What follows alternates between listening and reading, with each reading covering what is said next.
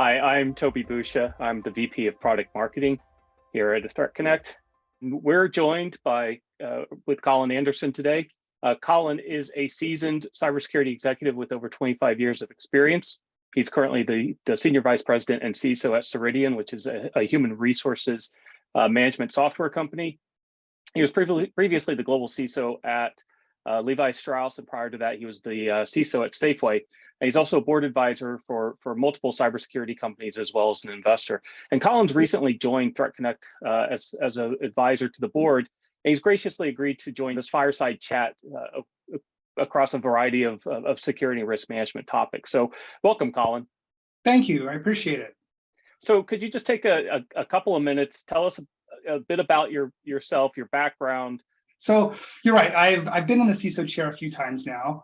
Right now I'm with Ceridian, but I've had an opportunity to work for 3 fabulous companies as a CISO. You know, Safeway was an amazing journey. Got to do it all over again at Levi's, building a program there, and now I'm at Ceridian.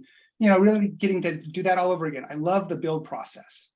And cybersecurity, you know, it's one of those things that you always have to stay on your toes. You're always constantly learning, and that's what I love about it. You know, I totally believe in that, you know, never stop learning kind of mentality. And that's what it's kind of attracted me to security for so many years now. What kind of data sources does an organization need to, really move from that reactive to proactive and be able to better defend themselves? Because again, I think we do see a lot of focus on kind of threat detection and response, and the detection logic, and the rules and those kind of things these days, and kind of deriving your own kind of internal intelligence. How do you see, do you think that has limitations? Do you see that wider lens? I feel like I'm leading the witness here, but do you feel like that wider lens is actually the appropriate place to go? I say that because I actually do believe that, but I'm curious to get your take on that. So I've been in every one of my journeys, in different organizations. You do focus on the data you have at hand first. What are the logs you're seeing? What are the events you're seeing? And you start there. But unfortunately, your ceiling is low. You're limited in terms of what you really can do when you're only looking internally. When you kind of bring that external lens into play, all of a sudden the team's effectiveness goes up. If mean time to detection and mean time to response, are important metrics to your SOC team, threat intelligence can dramatically improve those metrics. It really can help you move faster, focus on the right things, and also move, more consistently. When you integrate threat intelligence into your run books, then you're responding more consistently. So I've seen, my team struggle to really move that needle forward.